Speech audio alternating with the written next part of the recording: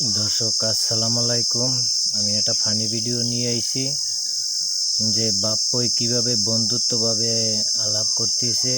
যদি দোস্তকেও বানাইতে হয় তাহলে বাপের সাথে বানাবেন, ভবিষ্যতে মারামারি খুনাখুনি হবে না, কারণ এখানে দোস্ত বাপের সাথেই হয়। তবে ধৈর্য সহকারে ভিডিওটাই আপনারা দেখেন। যদি দেখে আপনাদের ভিডিও ভালো লাগে তবে আব্বা তুমি কি গাল দেখাও? না, কি দেখাও? পুঙা দিয়ে। দেখ মনি, এই গরমেতে তুই আবাল তাবাল প্রশ্ন একদম মোটেই করিস নে। আব্বা গরম কালটা তো মোটেই এনজয় করতে পারতেছি না। কেন? মাঝে মাঝে কারেন্ট এসে ডিস্টার্ব করতেছে। আব্বা আমার মনে হয় কি যে কারেন্টওয়ালারা আমাদের সাথে পোলাপলি খেলতেছে। কেন? কারণ এই দেখা দেই আবার এই আড়াই যায়।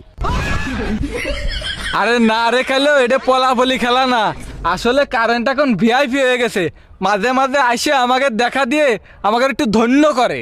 আব্বা একটা আইডিয়া আছে। কি আইডিয়া? তুমি বাড়ি যায় মার সাথে জ্ঞান জাম বাদাও।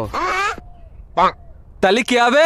মা যে জোরে কথা কয় ওই কথা কলি তো বাতাস ভরই, তাহলে তো আর কারেন্ট লাগে না। আরে কাইলো চুপ কর, তোর মা যদি এটা জানতে পারে তাহলে কারেন্টের বদলে তোর ভোল্টেজ ডাউন করে থিয়ে দেবে নে।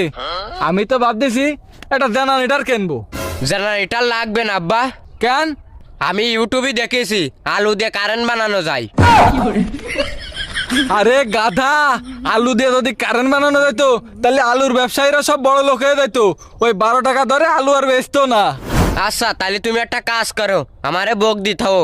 তাহলে কি হবে? তখন তো তাহলে তোমার শরীরতে মেলায় এনার্জি বার হবে। তাহলে কি হবে? ওই এনার্জিটা আমরা ব্যাটারির মধ্যে পুড়িয়ে থবো, দিয়ে কারেন্ট বানাবো। তুই কি আমার চার্জার পাইছিস নাকি? আব্বা কারেন্ট আছে মনে হয়, বাড়ি চলো। কারেন্ট আইছে মানে কি? কারেন্ট যদিও আসে থাকে তাহলে ভিজিটিং কার্ড দিয়ে চলে যাবে নে। মানে মানে কবে না, এই যে আইসি আবার চলে যাচ্ছি। ভালো থাকবেন, ধন্যবাদ।